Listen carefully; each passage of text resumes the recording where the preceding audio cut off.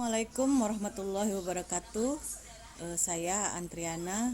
Saya di sini akan menjawab pertanyaan dari mata kuliah pengantar akuntansi dengan pertanyaan yaitu sebutkan kriteria dari suatu aset agar dapat dikelompokkan sebagai aset tetap.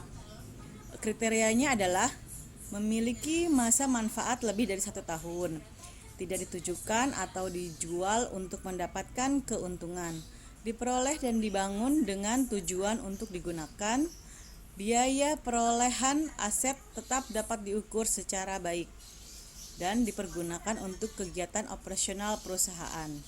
Pertanyaan kedua yaitu, jika sebuah perusahaan distributor komputer memiliki 25 unit komputer yang siap dijual di showroom perusahaan, apakah 25 komputer tersebut dapat dikelompokkan sebagai aset tetap? Mengapa?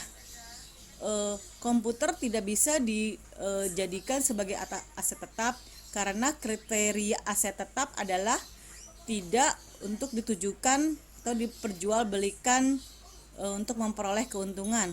Sedangkan komputer ini adalah barang yang dijual yang akan memperoleh keuntungan. Jika pertanyaan C yaitu, jika perusahaan distributor komputer menempati sebuah ruko seharga 600 juta yang disewa perusahaan kepada pemiliknya sebesar 35 juta per tahun, apakah ruko tersebut dapat dikelompokkan sebagai aset tetap?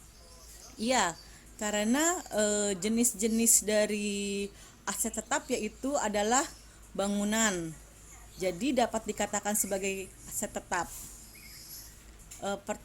Pertanyaan berikutnya yaitu, jika perusahaan distributor komputer menggunakan sebuah bangunan yang telah dibelikan seharga 400 juta sebagai gudang persediaan, di mana perusahaan telah membayar sebesar 125 juta dan sisanya baru akan dibayar pada awal tahun berikutnya, apakah gudang tersebut dapat dikelompokkan sebagai aset tetap perusahaan?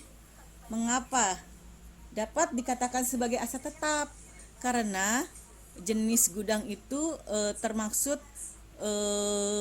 suatu bentuk yang berbentuk fisik dan dipergunakan untuk kegiatan operasional perusahaan.